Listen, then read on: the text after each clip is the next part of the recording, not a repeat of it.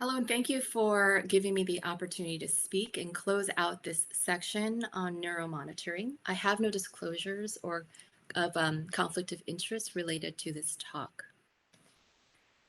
You will have heard by now several excellent lectures on a couple of the modalities available to us in neuromonitoring, including brain tissue oxygenation, intracranial pressure monitoring, pupillometry, brain ultrasound.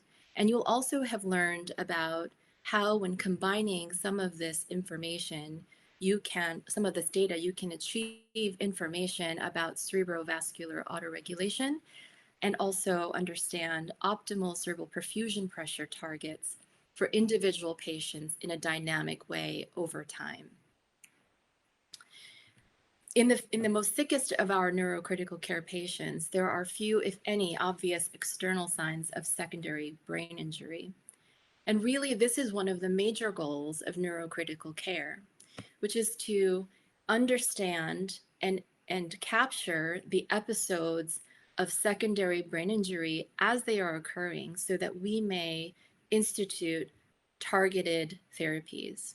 Some of the things we look for are traditionally in the under or over perfusion of brain, hypoxia, increases in pressure overall, or pressure on normal structures from focal increased edema.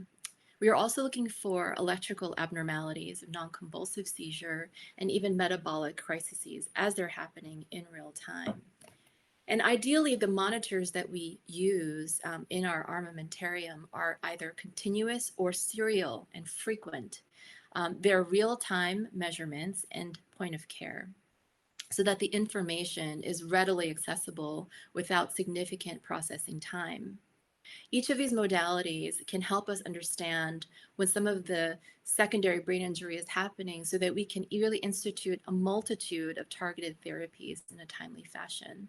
This includes things to manipulate pressure through hyperosmolar agents or CSF drainage, to intervene when there is an arterial blockage with endovascular treatment or vasospasm or vasoconstriction, to transfuse to increase supply, to try to stop electrical abnormality with anti-epileptic in progressively intense application, to optimize systemic cardiopulmonary milieu, including optimal ventilation, nutrition, use of medications like barbiturates, inducing hypothermia, applying paralytics, reducing pressure overall when some of these modalities have not succeeded with removing skull, and all throughout trying to optimize and recognize what an individual's optimal perfusion pressure may be.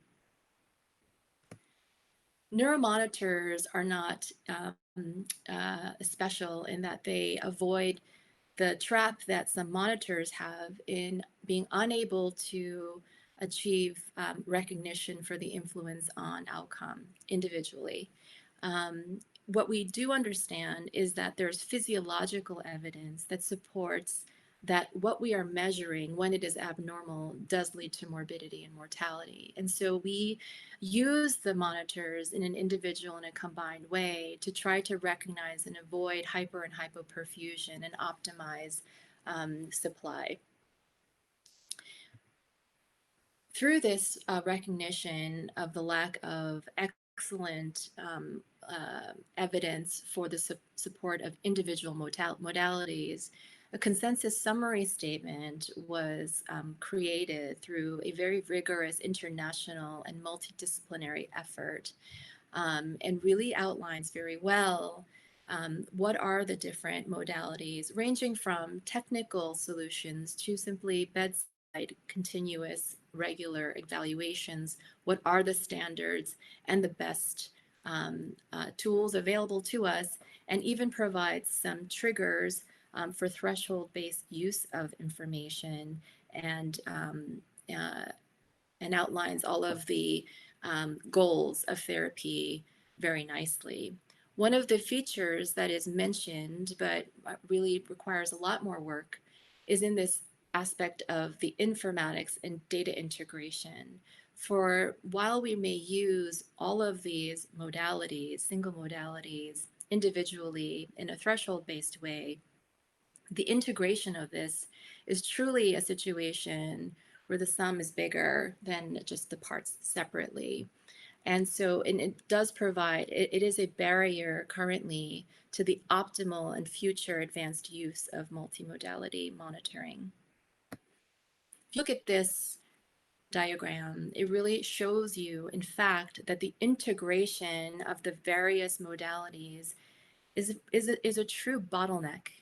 Um, it is not to say that individual modalities are useless in and of themselves, but there is a higher order ability to interact with this data in an iterative, real-time, individualized way that can affect um, incremental decisions at the bedside in target setting. There are some unanswered issues of the context of use, like when things should be used, when should they be triggered, and what is the standards. And now we are entering the realm of neuromonitoring, where some of these questions will start to be answered. For example, what's the minimum and necessary monitoring technique that should be used for a simple diagnosis of ICH? What is the severity of that diagnosis that should trigger the use of invasive multimodality monitoring? So the indications really need to be standardized. What are the minimum technological capabilities that are necessary for an institutional um, application of multimodality monitoring for integration of data and visualization at the bedside or away from the bedside in a web-enabled fashion?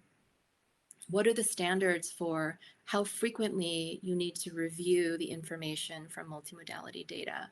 What should be the content and the structure of that reporting? What are the standards for the integrated interpretation for neuromonitoring data? These are things that are not yet defined by the community. And so a way to get to achieve this might be to understand what the standards and the core curriculum ought to be for who should be the ones to interpret this data.